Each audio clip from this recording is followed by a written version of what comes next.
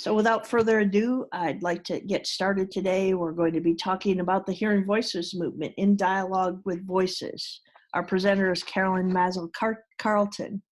Caroline is the Director of Training for the Western Mass Recovery Learning Community. She promotes an ethos of self-determination and mutual support in a number of settings around the globe.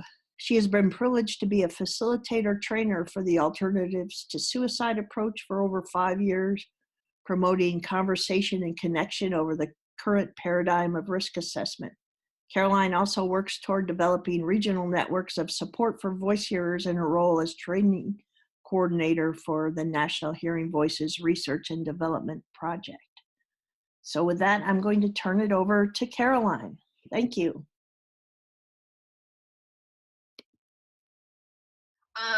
So for me, the culture which I joined the world in, I was born in a place called Indiana. I don't know sometimes if people have been there or heard of it, but that was a significant part, I think, of my journey. Growing up in Indiana, a culture where,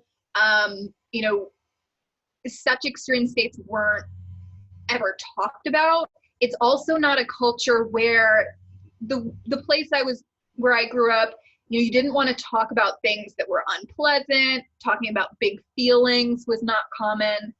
Another thing about the culture I grew up in is it was one that placed a lot of emphasis on authority. For example, you didn't question authority. Definitely not as much as I see people doing here in Western Massachusetts, where I now live. The reason why that's significant for my story, though, is because as a young person, people in authority roles hurt me. So nowadays, as a grown-up, I understand that those experiences were abuse, emotional abuse, physical abuse, sexual abuse. But when I was young, a lot of the times, these were framed as punishments. And in the culture I grew up in, you wouldn't want to tell another adult, like if you were being punished, because you might be in double jeopardy. But as a young person, I was hurt. I saw other kids getting hurt. And oftentimes it felt scary and like I was trapped. And it was into this world that my experiences of hearing voices really began. So I remember very clearly one of my first voice hearing experiences. I was about 5 years old. I was standing by my big bird, big wheel out in the yard, watching a woman who was a caretaker that had hurt me physically and emotionally consistently in the past. I was watching her closely to make sure that she would not hurt me again. And I remember her turning to her friend and saying, Maureen, there ain't a cloud in the sky today.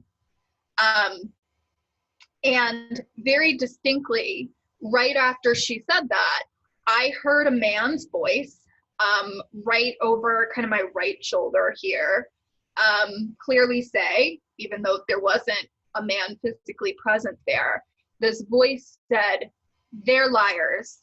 They're liars. There are clouds in the sky. I hate them." And for me in that moment, as a 5-year-old in Indiana, I hadn't heard much about hearing voices, but I hadn't been taught to fear it either. So it wasn't that surprising or difficult to hear this voice. The one thing that was kind of compelling about it, though, was that the voice used the word hate. And as a kid, I had been smacked for using that word, like kids weren't supposed to hate things. So there was something about that really caused me to take notice of this voice, but it also kind of felt like this voice was also there to protect me. And so for those first younger years, on your screens, by the way, that's me, the oldest of 3 kids in a bomber jacket. I still love leather jackets, by the way. So for me at that age, it wasn't that the voices were really that difficult. They made me feel a little bit less alone. And a lot of voice hearers I speak to have a similar trajectory in their life where the voices come. Yes, there's tough things going on in life, but the voices themselves aren't really that difficult.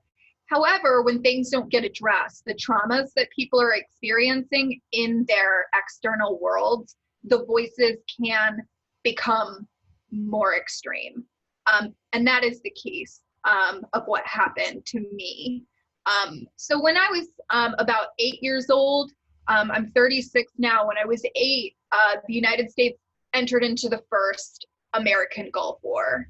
And I think there was something about that experience that I simply couldn't hold.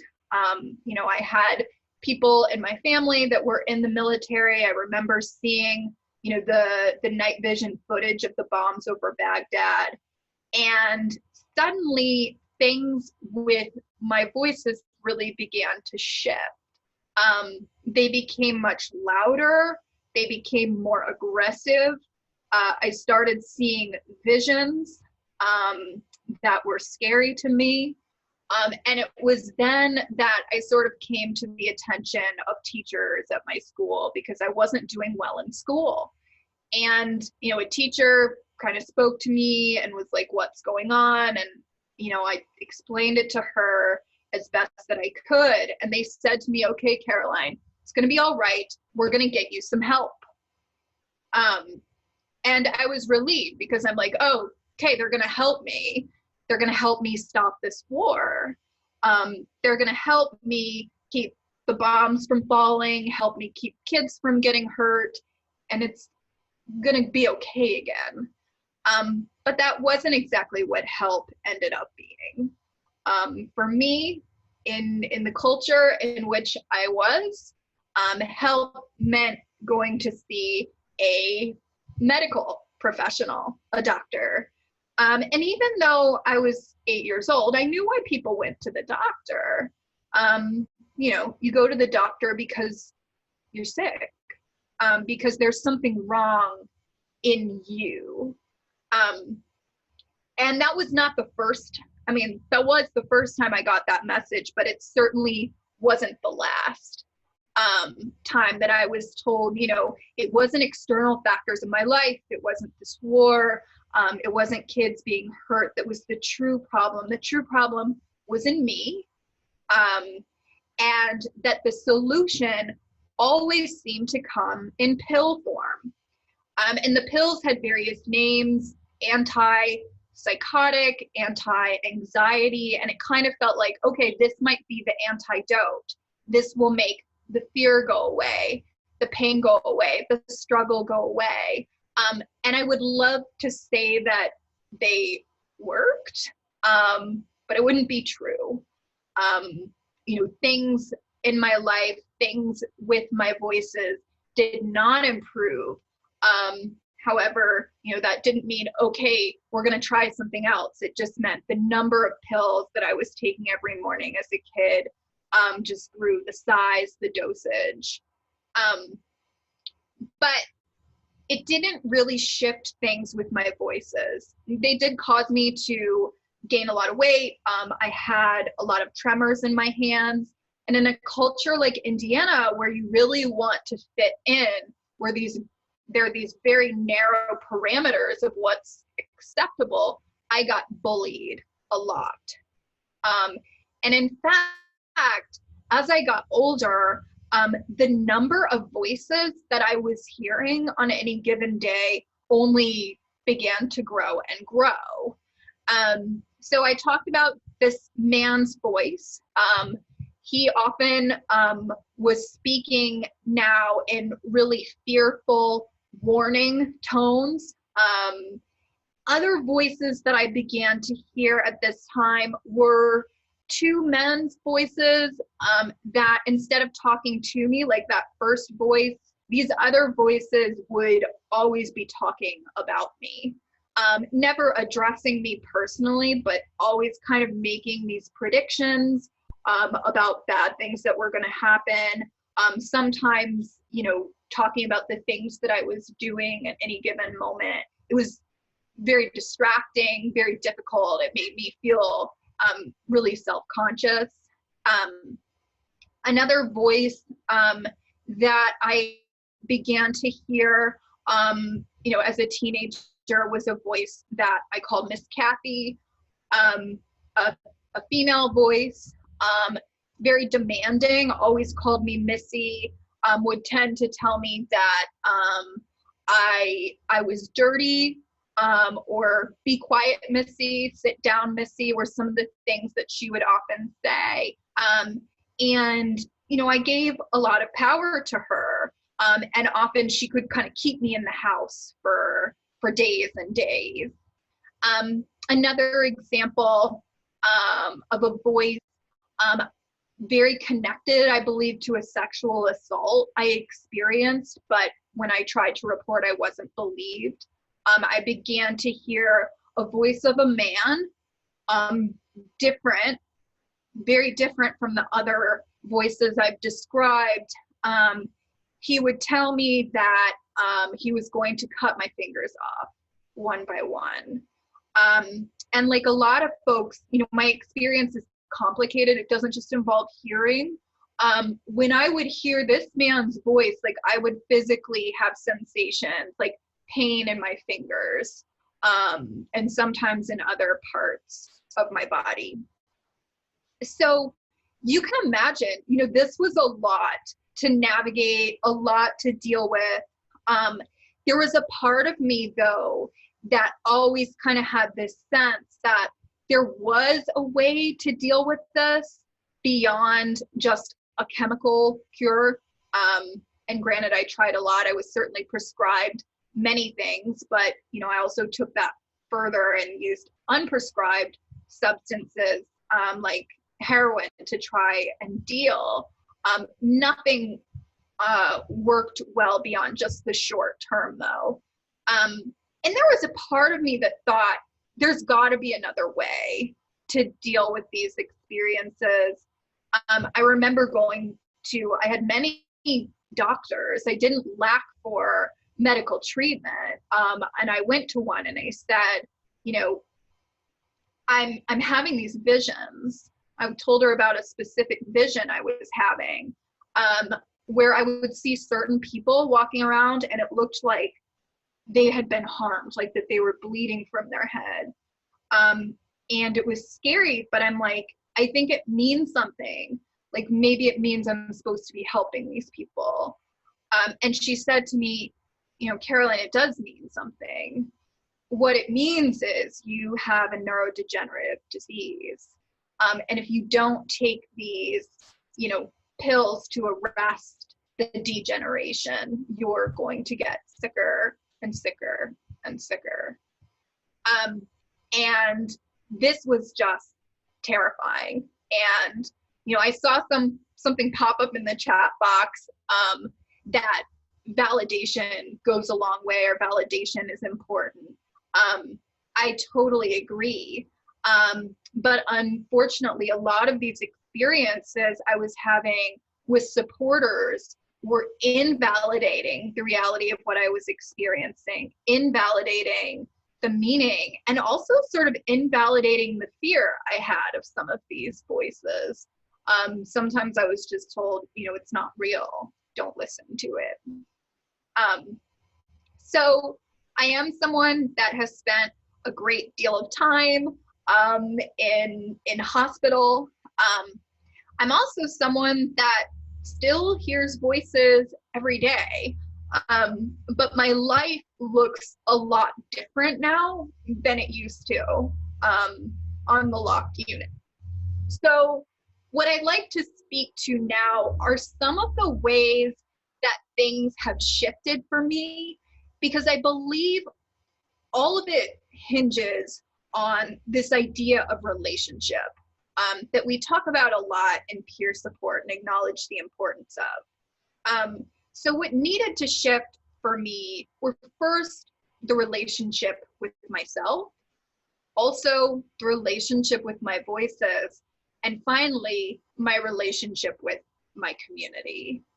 So first off, that relationship with myself. If you're like me and have been on the locked unit, spent a lot of time there, you know it's not really a place where you can build up a strong sense of self.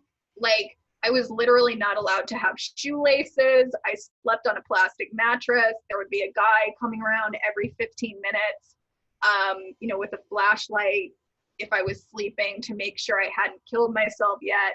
It was not a confidence building place.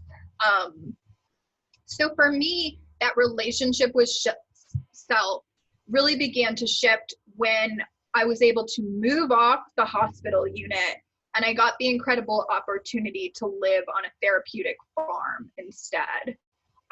So instead of sitting in groups all day, learning about symptoms management, or, DBT skills, instead of this farm, I took care of animals. That was the way my day was structured, was get up, take care of sheep and donkeys and chickens. And so when we talk about healing, how relationships can shift the way we see ourselves, I guess what I'll emphasize is those relationships don't always have to be with human beings. Getting up, like, I knew these animals needed me. And being around animals, my voices would get really loud around people because I had been hurt by people, and my voices were holding a lot of that pain, anger, and fear. But animals, it was totally different. Like, we had more of this calmer place of understanding, and I could get some peace for my voices around the animals.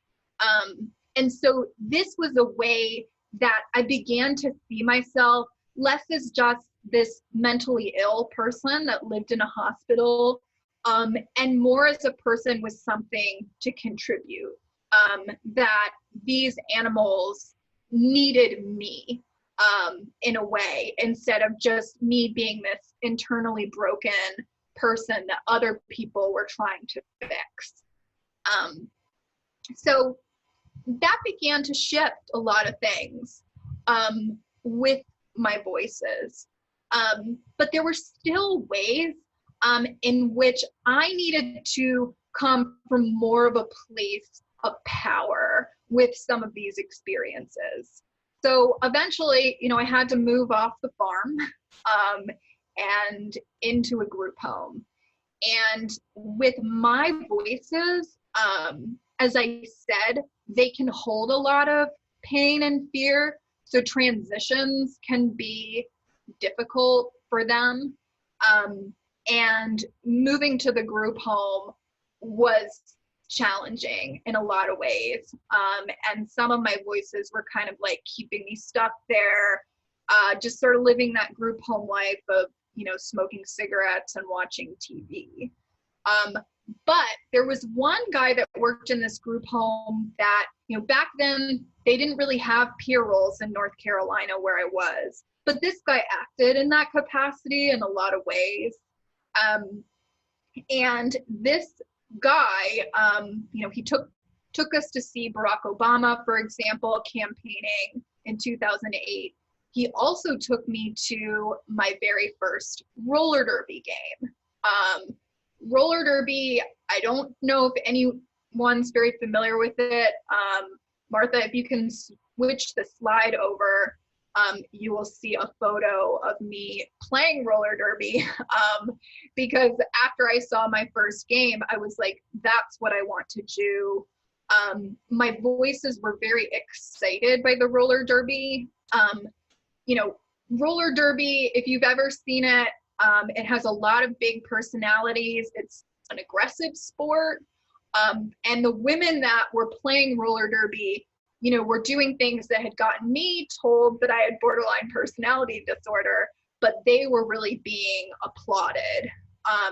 And there was something about the roar of the crowd, the, intensity of these women that were so different from the women I knew in Indiana, and the way my voices responded, that I just said, that's what I'm going to do.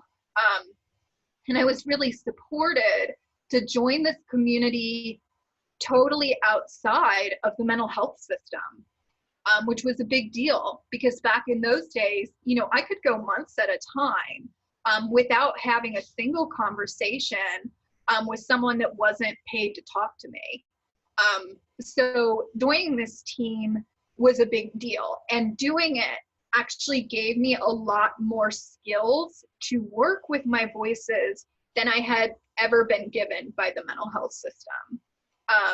So roller derby taught me how to be assertive, how to set limits, and how to come from a place of my own power with my voices.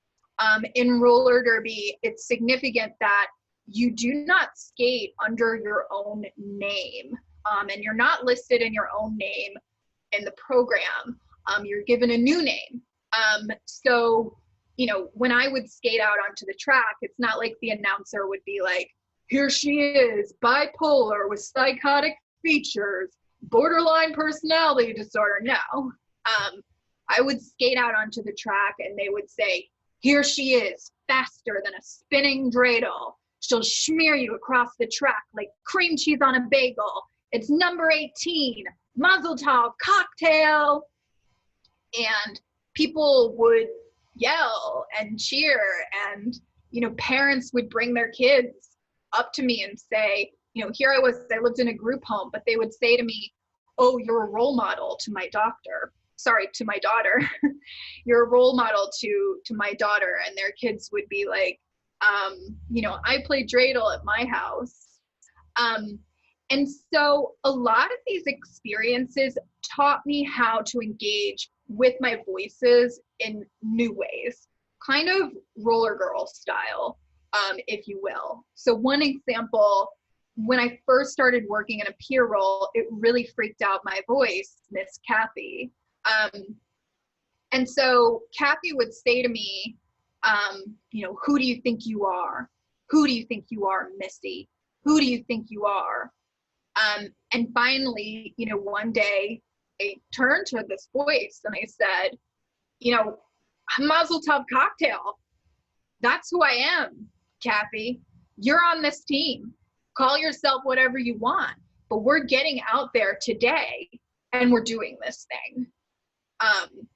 So learning to set limits with voices, honor them as a part of the team with some perspective to offer, but acknowledging that they can't be the only one in control was super important.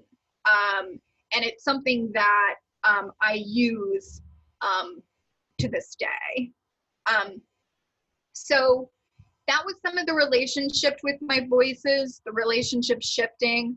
I do want to add for me something that I think was really important for me on my journey was to shift also my relationship with chemical substances. So I use one substance called trazodone to sleep 8 hours a night, which is really important for me personally. But I needed to eventually eliminate the use of substances to kind of get through my day. I was just on way too much stuff. And what I'll offer is I did start hearing more voices when finally, at the age of 27 or something, I wasn't using substances during the day. I started to hear more voices. But what was important about that was a lot of the voices that I began to hear were positive, helpful. I think that they had been dulled by all the substances I was using. And maybe part of this began with exploring my spirituality by being out there as Mazel Tov cocktail, this strong Jewish woman. But a lot of my voices took the tone of ancestral and spiritual guides. And that's been a really important part of my life. So I do want to emphasize, for I think most voice hearers really, our non-consensus reality experiences can be very positive, and at times, and we might not want them to go away. We just might want them to shift, or to have a shift in the way our community treats us. And so I want to just add, that final piece here about my relationship to my community. And this is really where the Hearing Voices Network comes in. So much in the system, there is such an adversarial relationship to voices. And our pop culture is very cruel to voice hearers. So we need more spaces where voices and the conversation around voices is welcomed. For me, a lot of that came in spiritual community, but what I found is some spiritual communities, they're open to some voices, but like others, they don't quite know how to deal with. So having the support of the Hearing Voices Network that were willing to sit with me and explore the meaning of my voices was critical. And it just provides a lot more peace when you're not having to live this double life as a voice here all the time, where there's only there's the things you're allowed to talk about, like the weather and sales at Walmart. But then there's all these other experiences that you have with voices and visions that there's nowhere to go to discuss. And I think we all know how much easier it is to hold something when we're not just holding it all alone, whether it's a relationship with our mother or our boss or a voice. If we can go to a place to talk about it and be heard, and hash it out, we do much better. So I'll share, I do want to share about some of the bigger experiences with voices. So I'll share, about a time in my life where I was hearing a voice that was telling me to kill myself. And it was very persistent and it was very difficult. And the way I at first dealt with it was, we're going to talk more about this strategy, but I turned to the voice and I said, finally, I just acknowledged the voice and I was like, you know what, you're right. You're right. I should kill myself, and I will. But first, I have to read every word of the Lord of the Rings trilogy. And this was a negotiating tactic. Because my voice didn't know this, but I was pretty sure, no offense to anyone who is a fan of Tolkien, but there was no way I was going to read 3 books about elves and orcs. So it bought me a lot of time. But eventually, what's really important for me is to be able to go to someone, go to HBN community and talk about the experience. Because what I've realized for myself is when I am hearing a voice that's telling me that I need to die, that my life needs to end, that usually there is something in my life that needs to end. Now, it doesn't mean that my literal heart needs to stop beating, but that there is a role, a relationship, a conception of myself that needs to die so that I can go on living. And we joke about this in HBN groups all the time, about how it would be so nice if our voices weren't so metaphorical, weren't so intense at times, if our voices would just say, hey, Caroline, I think you really need to take a yoga class and maybe work fewer hours. But for most of us, for some, but for most of us, our voices don't communicate in that way. They might use bigger or more provocative language to get our attention, speak in intense metaphors. And so having a Hearing Voices group where we can go to and share, I've had so many groups where I've had other folks offer, I hear that that's your voice's perspective, and I wonder if it might also mean, this. And we can really talk things through. And that has been essential for me. So that's what I'm going to share of my story. What I want to do right now is I want to make sure folks have a little bit of the history of the Hearing Voices movement in general. So if Martha if you could just hit the next slide. The Hearing Voices approach that we're talking about, I just want people to know kind of how it began. Really, the Hearing Voices movement is a human rights movement, like many others, like the LGBTQ movement.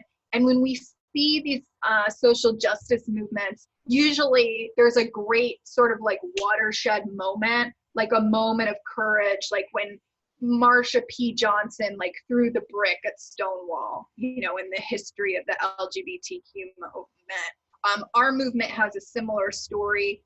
It's about a woman named Patsy Haga. What I'll offer about Patsy, you know, her life, I relate to it a lot. She started hearing voices about 5 after she was badly burned. And over time, her voices became more aggressive and challenging because she wasn't really given the support that she needed to move through the trauma. And so one day Patsy was, you know, doing long-term time on a psych unit and just so frustrated because her psychiatrist, Marius Rome, kept telling her, you know, don't talk about your voices. They're not real. Don't pay attention to them. Just take a pill. And none of it was working. And so she famously turned to him and said, you know, why is it okay for you to believe in a God that you can't see or hear? And I can't talk about the voices that I do hear. What's the sense in that? And that moment of courage for her really pushed him to say, hey, what's the harm? This woman is saying that she might soon end her life because of this experience. So maybe I can go against my training and start talking about it. And it was really helpful for Patsy to be able to share with Marius more about the voices she was hearing, more about the things they said, how she viewed them. But one day she also famously said, hey, it's nice talking to you, Marius, but you don't know a lot about voices given you don't hear any yourself. Can I please talk to some people that do hear voices? And once again, he became willing. He allowed folks on the hospital unit to get together and share. And it was a huge risk. It went against everything he had been taught. But all of a sudden, there were people on that unit that hadn't been talking for years, all of a sudden laughing and engaging because they were actually allowed to share with each other this whole other part of their lives. So those were really the first Hearing Voices groups. But Patsy challenged Marius one last time and said, this is great, but I want to talk to voice hearers that don't live in the hospital.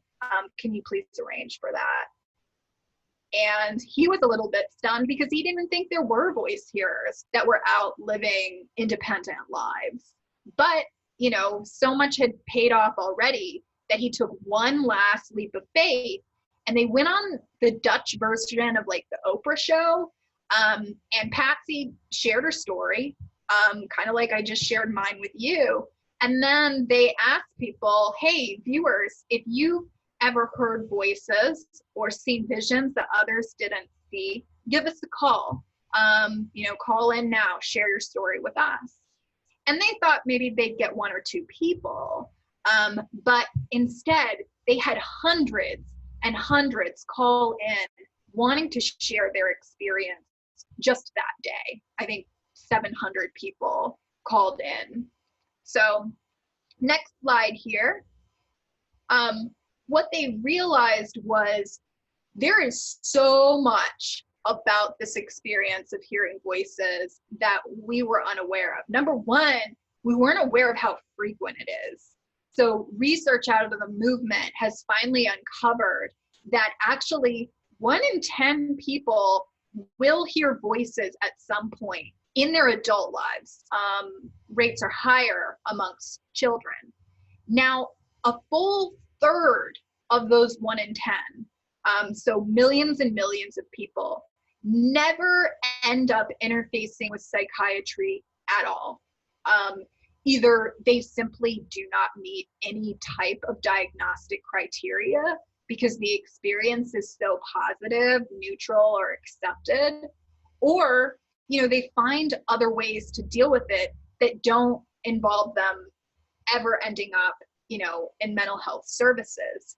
So this vast number of voice hearers was out there, and no one was talking to them about their experience. But Marius and his partner Sandra Escher realized there is like untapped wisdom here, and they began to ask more folks about their experience. And what they found was there were some key differences between folks that heard voices and were coping just fine with the experience versus those who were struggling. And spoiler alert, it wasn't that the good copers were taking, pharmaceuticals. The actual data is right there up on your screen. The things that, the types of qualities that people that were coping well had. So good copers, regardless of how they viewed their experience, whether they saw it as satellite transmissions or angels, demons, trauma echoes, what have you, good copers believe themselves to be stronger than their voices. They found ways to develop strength. Good copers were also able to communicate more often about their voices and to their voices as well. We'll talk more about that later. Good copers knew how to set limits with the voices, listen to them, maybe take some time out of their day to listen and engage, and then, go back to what they were doing. Good copers tended to use fewer distraction techniques than the ones that were struggling. And that also includes, drugs to dull the experience. There isn't great evidence that people, pharmaceuticals are good long-term strategies when it comes to navigating voices.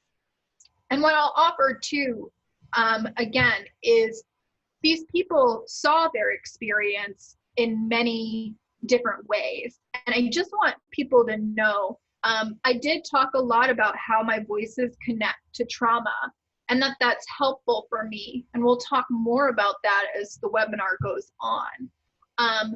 But one does not need to accept a particular framework to live a good life. They did not find that. They found that there were many people coping well that saw their experience as related to extraterrestrial abduction, for example, as long as they had ways to build strength and places to communicate, etc. Next slide. So these are just some key aspects of our movement that are helpful. Acknowledging the reality of the experience and the right to talk about it is huge. Someone already hit on that with validation. Validation is key. If I feel seen and supported, like I am not holding all of this alone, it's a lot easier to navigate. And that can be really simple, guys. Like if someone has a voice that's yelling at them, instead of just being like, that's not real, saying, that's got to be really difficult. I'm sorry that you're having to deal with so much anger in your voice right now. I know for me, it can be really hard to sit with anger. Being vulnerable and validating that reality is so important. Our movement also shows the value of voice hearer driven spaces like we first saw in those hospital units. But also the allies are really important. If allies are willing to be open and acknowledge the reality and the voice hearer's right to interpret the experience in their own way. And then finally, what our movement has really shown us is that voice hearing is not the symptom of biochemical abnormality that we once exclusively viewed it as, but it is a very wide umbrella. Next slide. And this is key, billions have been spent on, genetic brain research over the years, and trying to find, for example, the quote unquote biomarker for diagnoses such as schizophrenia. What I'll offer, I'm not going to go into huge depth, but there's some great resources out there, like, Simon, there's a book called The Science and Significance of Hearing Voices that indicate, that there's actually no evidence of any structural or chemical brain difference among voice hearers that are distinct from trauma survivors. And there was a point when they thought they had found a biomarker, which was distinct from trauma survivors. They were like, oh, okay, so voice hearers tend to have a thinner cerebral cortex. But then what they found out by expanding the research was actually that cortical thinning was caused by the treatment. The cortical thinning was caused by the antidopaminergic drugs that are sometimes called antipsychotics. The reason why I don't call these drugs antipsychotics is because for many, many people, they do not function in that way. They do not make the experiences go away. So I think we really set people up, and we're very trauma uninformed when we insist, oh, there's this pill that's going to make your experience go away. It can be really shocking when, you're taking those things and your voices continue. So I would just, as supporters, we need to be honest about what these drugs can and cannot do for people. And we also need to be honest about the side effects. Because, when I was told, that I had a neurodegenerative disease and that I needed to take these dopamine receptor blocking agents to arrest the degeneration, that was not the case. Actually, those agents can cause, loss of brain tissue. And so we just need to be honest with people about, effectiveness and, side effects that can occur. Next slide. The Hearing Voices movement too, we need to make it inclusive. We need to make it culturally competent. So, calling experiences psychosis or psychotic, I would strongly discourage people from using that type of language. I think it can be very limiting. When I call something psychotic, usually, I'm told, oh, you're supposed to take an antipsychotic. And also there's many, many cultures that experience voices and visions and do not view it as pathology. So in our movement, yes, you're going to hear us talk about voices a lot, but not everyone identifies their experience that way. Some folks identify with parts or multiplicity, being many within one body. Some folks view their experience as divine, spiritual, or cultural in nature. And the Tanya Luhrmann study around culture and voices, I think everyone should look at. It's really only the tip of the iceberg, but showed that in certain cultures where voices are more accepted, voices tended to be less threatening. But in the United States, where the relationship with voices is more adversarial. Many Americans report voices that are more violent and aggressive than in other places, like in South America or, you know, in the Indian subcontinent. All right, next slide. So as we make space as peer supporters for voices and to shift the relationship we have with voices, there are many open-ended questions that we can use to invite more exploration. There's just a few of them listed on this slide here. What does our voice say?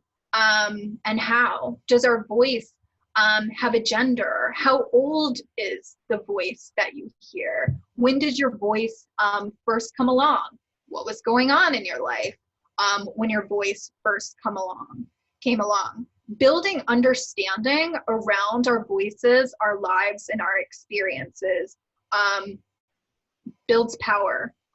It is one of the most effective strategies we have. So next slide. When we understand something, when we have knowledge, it builds a lot of power. I think it becomes a lot less scary than if we're just viewing it as sort of this like random occurrence that has no meaning and over which we have no control. So as peer supporters, I think it's good to have a broad base of some of the context of voices that commonly occur. So if you're hearing a voice that's 12, I have a voice that's 12, and the age of that voice is significant to me. I believe that he is communicating to me about how there were things that happened when I was 12 that I still need to work through. And he holds some of that. Sometimes he also tries to get me to relax and go out and play. So it also has this sort of like element of reclaiming some of the lost years that I think I had because of trauma. Another very common voice hearing experience is to have a voice echo a negative message that we've received in the past. So healing from some of those past traumas and messages. I know for me, like when I was a kid, like I wasn't able to stand up to some of the people that hurt me.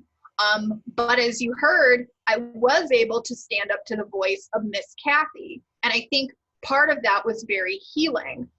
In fact, you know, I no longer call this voice Miss Kathy. I call her Kathy because, you know, we're shifting that relationship. The most common context of voice is to hear the voice of a lost loved one. Incredibly common. Every time I do a training, you know, someone usually in a clinical role that has never told anyone this before will say, oh my God, you know, my friend's dad, like after he died, comes and visits me. So this is very common. Veterans, very common to have voices that echo war experiences, including enemy combatants. So someone that you have killed in combat, hearing their voice, you know, indicating that there is a lot of veteran, I love the language of moral injury that people use that talk about some of the trauma of being told to do these things by, you know, the government that don't feel morally aligned with your values. Coming back and doing reconciliation and forgiveness work can be really important with some of these voices. Next slide. So protector voices are a big one. A thing to remember, guys, about protector voices, sometimes they feel like protectors, sometimes they feel like nags. Sometimes they can feel a little intense. For some of us, like if we have a voice that's holding a lot of fear, or telling us not to leave the house or not to talk to someone, maybe making a lot of controlling demands, sometimes a great strategy with those voices is to soothe them. Sometimes I'll even like physically, by rocking my body, try to soothe the voice and say, it's gonna be okay. We're gonna be safe. I know you're scared. I know we've been hurt in the past, but we have what we need to get through this. So working with voices in this way that are holding this past distress. When folks are having a resurgence of voices or things shift or get really intense, looking at, anniversaries of certain events. Also, cultural and spiritual symbolism is very important with voices. We don't want to negate the power and influence of our ancestry. I remember a young I was supporting on Talk to You Now to the unit. And of course, the psychiatrist wanted to give him, Invega shots. But in speaking with this young man, it wasn't that the eagle was scary in any way. What was difficult for him was that he had this sense that the eagle wanted to eat him, or that he was supposed to eat the eagle. I remember him saying that, and it was really confusing. So we did a little bit of exploration. A great resource out there, is the book Spiritual Emergency. But remember there's many wisdom traditions out there, and really learning from cultures at their source is best. But what we found from doing a little bit of research was that this experience of being consumed by a large totem animal is so common sort of across the globe, in cultures that anthropologists use this sort of general term for it called shamanic dismemberment. And what it means, if you're having this experience, is not that you need to take more Seroquel. It's an initiation experience. The animal that's consuming you also has significance. And what it tends to mean is you are supposed to serve in a new role in your community, usually a healer role. And so having that knowledge for this young man whose ancestry was West African was really important. And finally, really taking a look at what significant events happened in the year before Voices started. All right, next slide. Okay, so let's talk a little bit about the ways that we can build power in relationship with voices, because we saw how important setting limits can be. Usually not always effective, just telling voices, I banish you forever, go away forever. Though for some people that does work. There are some spiritual rituals, for example, that I've seen be effective for people in that. A strategy, though, to set limits that I've seen be effective in a lot of different scenarios and frameworks is just making an appointment with the voices. So saying, I'll talk to you in 5 minutes, or I'll talk to you at 5 p.m. today. Checking in with your voices in the morning, and then setting a limit and checking back in again later in the day can help people build some faith. Halfway compliance with the voice's demands. You heard that in my Lord of the Rings story, where I said, fine, you're right, I will end my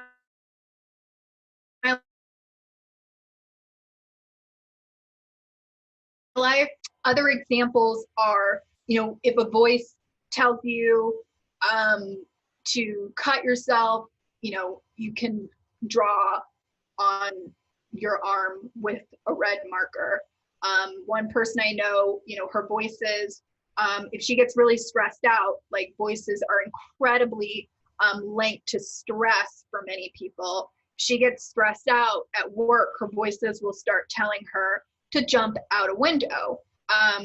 Instead of jumping out a window, she'll go down and jump off the stoop at her work, and it gets her some relief. Also, if your voice is telling you to punch someone, this has happened to me before, sometimes you can get relief by shaking their hand vigorously or just setting a limit with that person.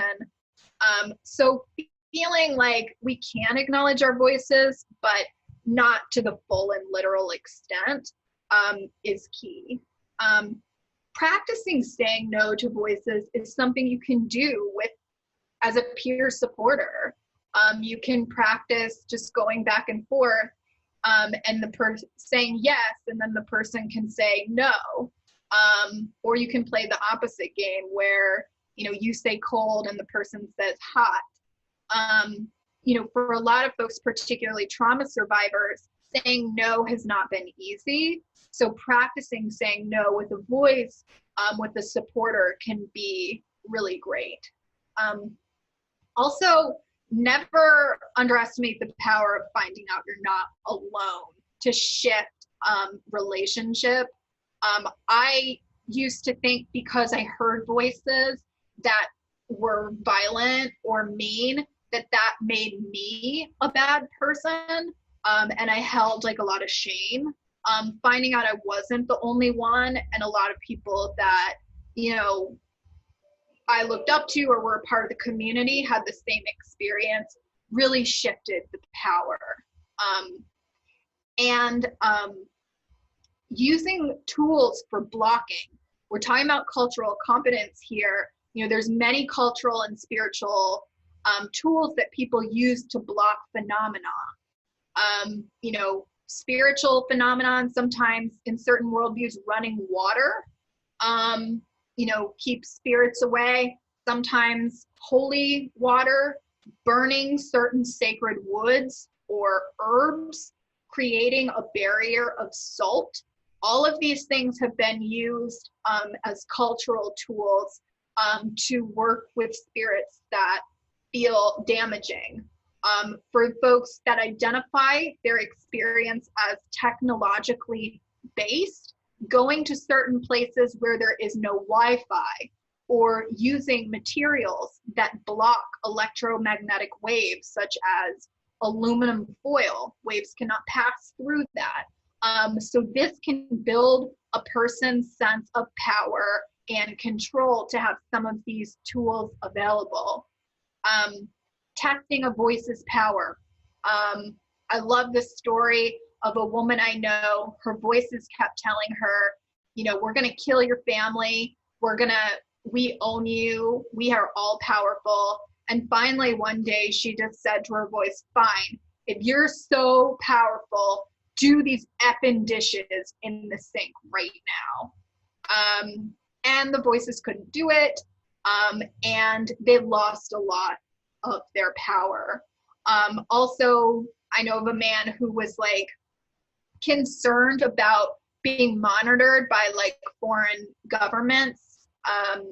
And so what he did was he called his brother and told his brother, I've planted a bomb at this location, which of course he hadn't actually done that.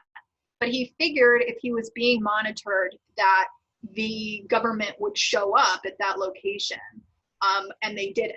So that also helped him feel some agency and peace that maybe these voices weren't all controlling. And then, building compassion with voices. As peer supporters, we learn all these different ways to dialogue with people. What I'll offer is, we can use a lot of those same strategies with voices. Next slide. So we don't have like a whole lot of time left.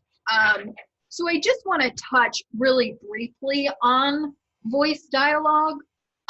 This is actually talking to a voice. It could be your own, but it could be someone else's. We're going to be talking about just briefly on talking to other people's voices.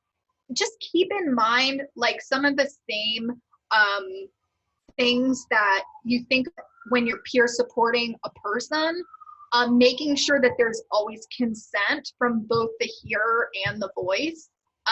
Make sure that you have a good relationship.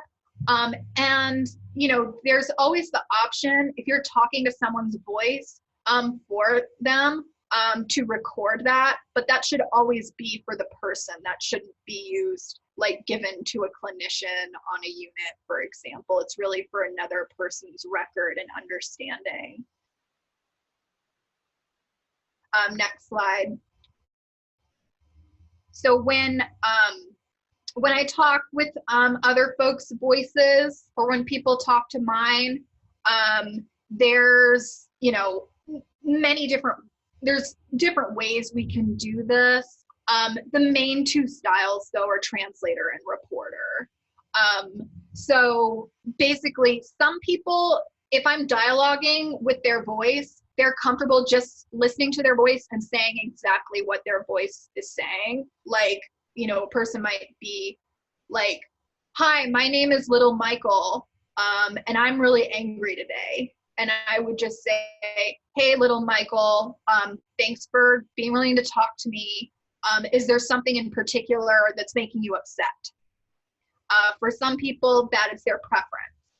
Other people like to be more in the driver's seat. So they might say, "Hey, Caroline, I'm hearing a voice named Michael." And I would say, "Oh, great. Can you ask Michael how he's feeling today?"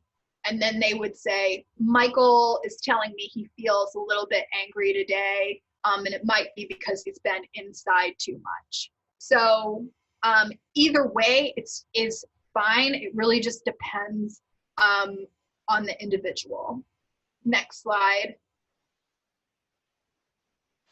And these are some example questions. So just like if we're doing peer support, when we're talking to a voice, we want to ask open-ended, non-judgmental questions. It's less about being threatening. Though sometimes there are people that are just like, "Hey, do you mind setting a limit with my voice for me?" There's been times when I've had my husband, for example, just tell some of my voices, "In this house, we respect women." But, in dialogue, we might ask a voice, "What's your relationship like with Caroline?" for example, if it's my voice. And as you can see, these questions, they're fairly neutral.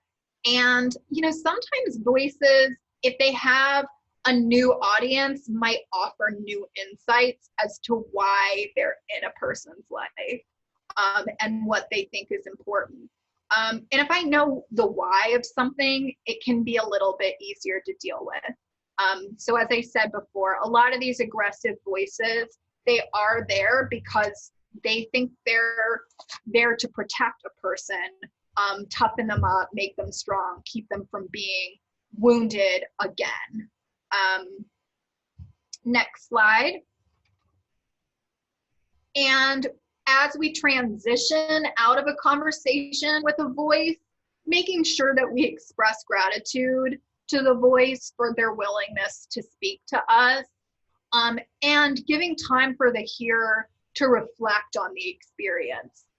Because frequently in a conversation with a voice, because we're a new person joining in to the dialogue, there might be some new information or emotion to process.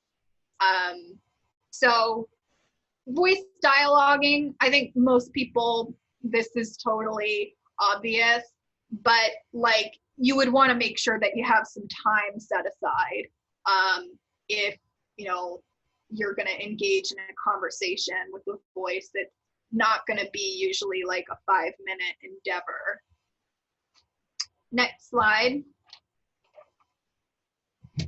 Another thing that we know is that 90% of people that hear voices are also trauma survivors. Now, we might not necessarily, connect. The voice might not sound like totally connected to a traumatic event that we can name.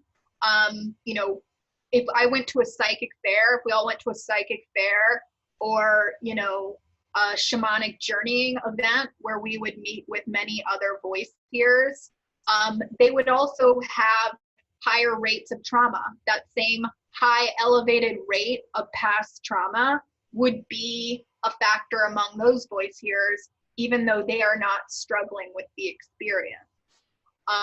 So knowing about the different tools that we can use to build power over past trauma is important.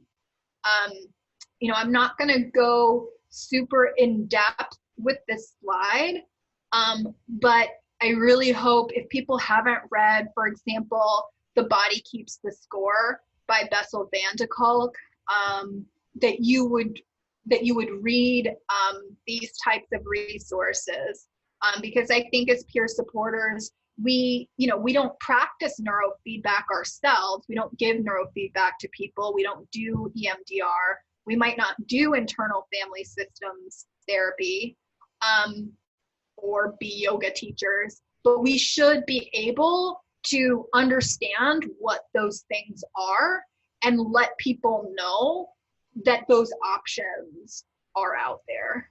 And yeah, I'm not going to go super in depth, but I will say like neurofeedback is something that has been life-changing for me and for many voice hearers. Neurofeedback, which is not ECT, by the way, it does not involve any type, although there are electrodes on the head, they are just there to measure your brain waves. There is nothing going in.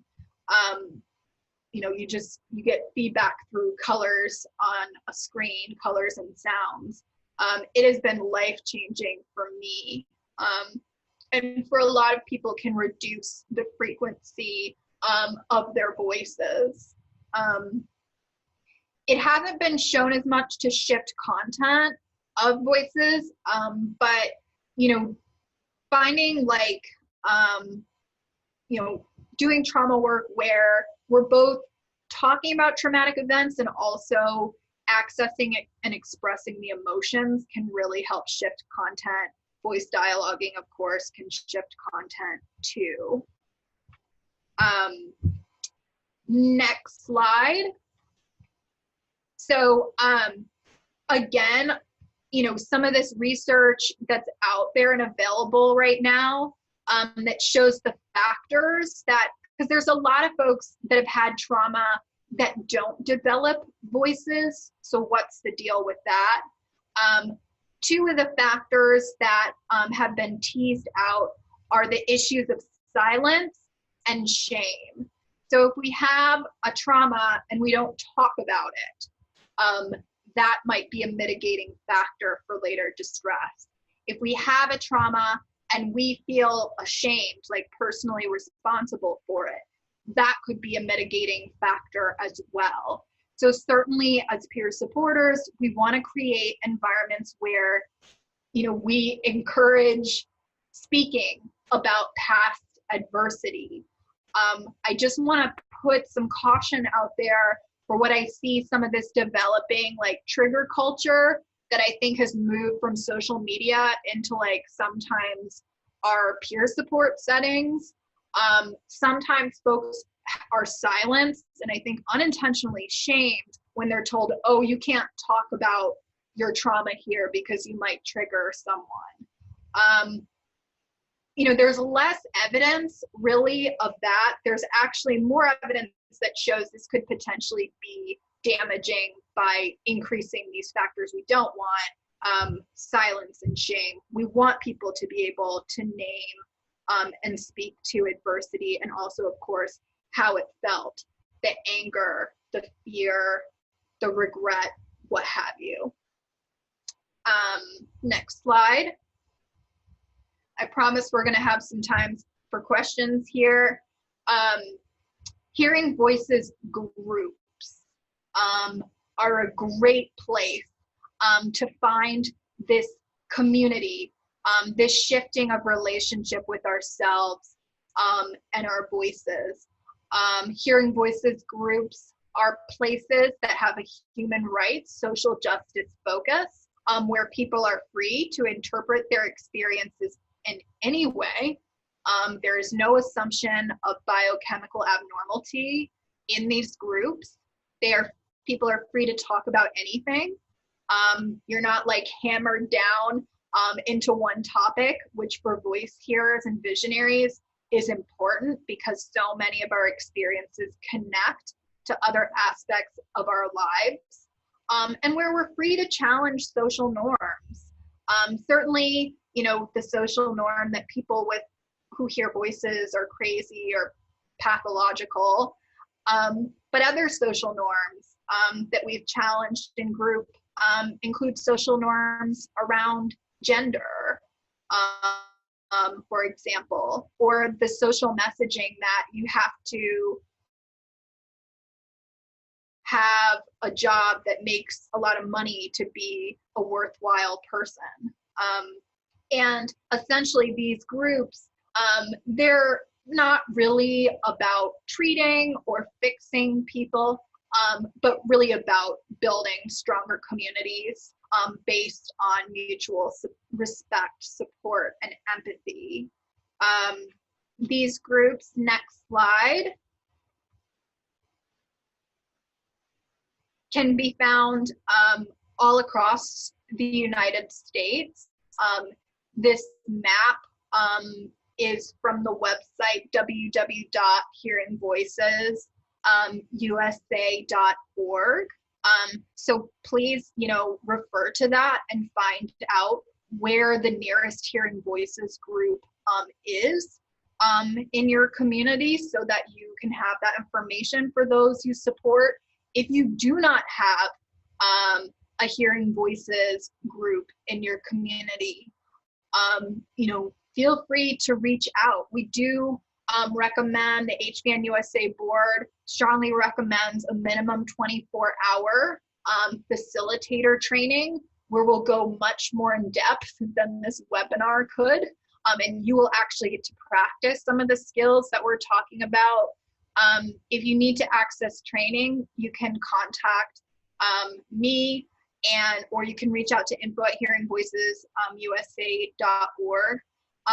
Also, if you are in a place that does not have a Hearing Voices group and someone you're supporting really is looking for that, we have some online groups that are available. And just reach out to me or the national website,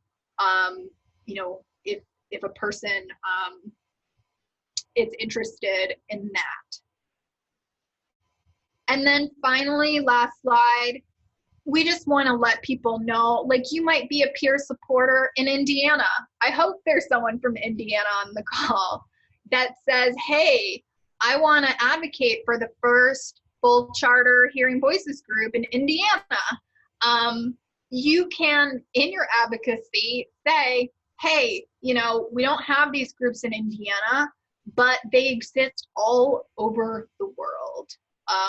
This is a global human rights movement, the Hearing Voices movement.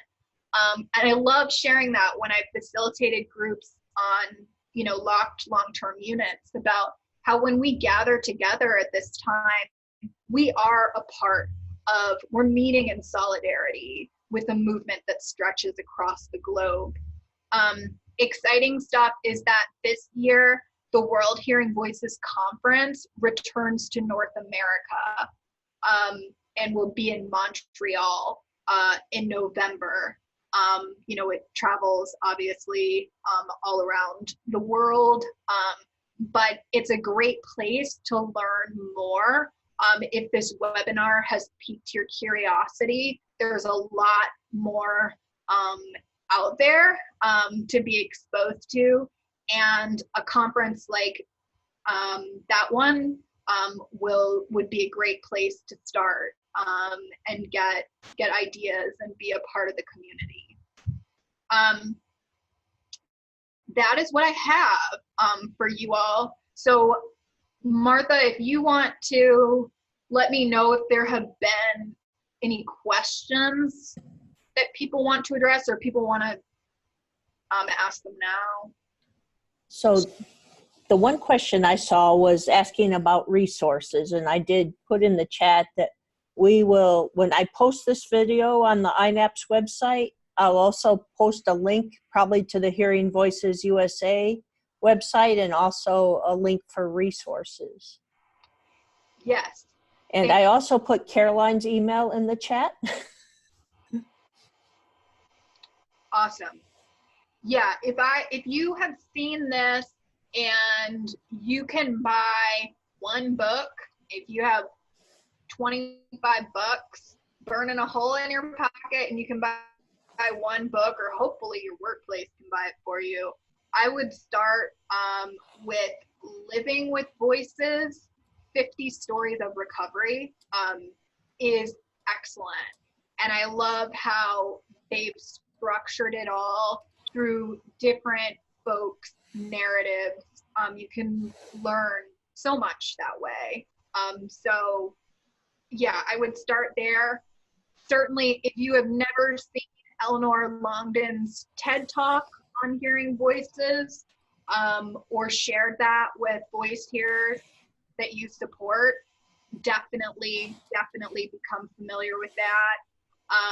There's also a great video on YouTube, if voice dialogue was interesting to you, called Compassion for Voices. That it's like a cartoon about a guy who hears voices named Stuart, and it's narrated by the great Rufus May. So those are places that I might go next. Oh, and Rachel Waddingham, Short Thoughts, Getting to Know Your Voices. She talks about strategies she's used, because a number of us, not everyone just hears one voice. Like, oftentimes we're hearing many, and it can be good to sit down and get to know like the qualities and needs of, like, as I said when talking about roller derby, this whole team that we're working with.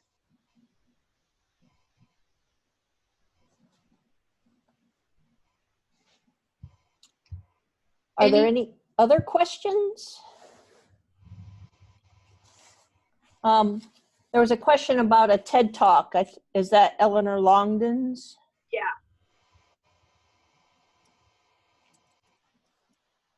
Yeah, a great, just a 15-minute video that can spark some really great discussion about the context of voices and, how we build power with them.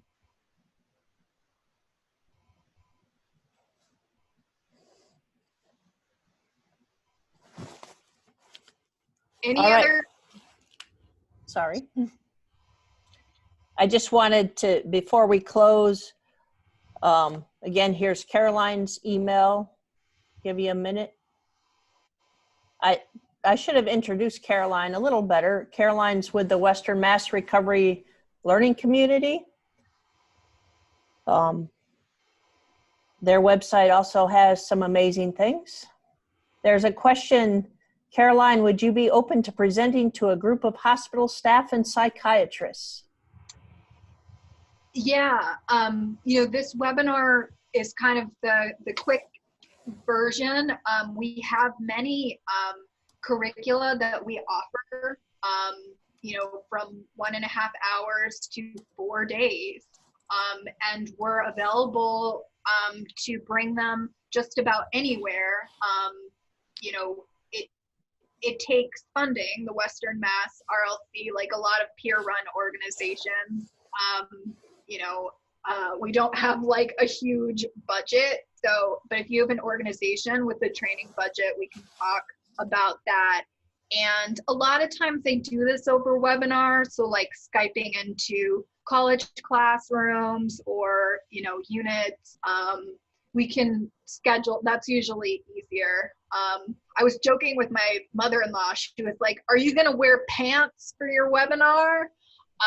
Like laughing about how, when you talk this way and connect with people this way, you don't really have to like even be wearing pants. But I am, just in case people are wondering. And just to close up here, thank you all on behalf of INAPS. And again, if you want a certificate, this was 1.5 contact hours. You need to be an INAPS member. You can email me at this email or just info@inaops.org.